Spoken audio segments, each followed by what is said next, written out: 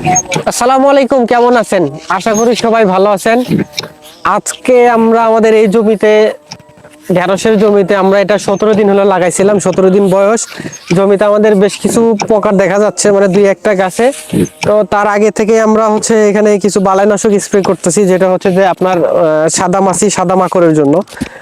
হয়তোবা অনেকে ভাবতেছেন এই অন্ধকারে কেন আমরা স্প্রে করতেছি। এই অন্ধকার হচ্ছে উপযুক্ত সময়, কারণ এই সময় পোকা তার বাসায় অবস্থান করে, আর এই সময় কিন্তু তাকে অ্যাটাক করতে হয়। আর এই সময় আমরা তাকে অ্যাটাক করতেছি যাতে সে এখানে আর বংশ বিস্তার না করতে পারে।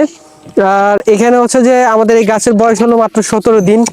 আর এখানে একটা গুরুত্বপূর্ণ বিষয় হলো যে বর্তমানে এখন যেভাবে ওয়েদার, যেভাবে বৃষ্টি হচ্ছে, এ সময় সুযোগ মিস করা যাবে না, কারণ এই সুযোগটা আমরা পাইছি এখন স্প্রে করার।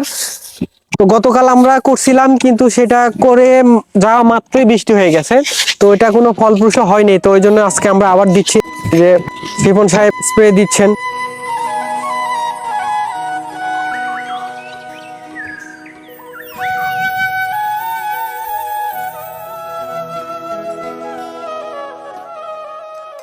তো 15 শতক এটা ওষুধ দিচ্ছে। শিপন, কিছু বলো, কি অবস্থা, তোমার ফিলিংস কেমন?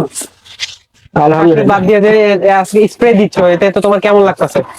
আসলে যখন তখন থাকি, এই কাজে করে থাকিনি।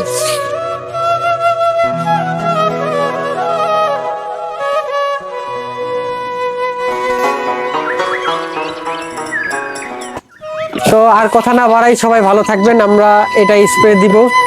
তো সবাই ভালো থাকবেন, আল্লাহ হাফেজ। আর আমাদের জন্য বেশি বেশি করে দোয়া করবেন, লাইক, শেয়ার এবং কমেন্টস করবেন অবশ্যই।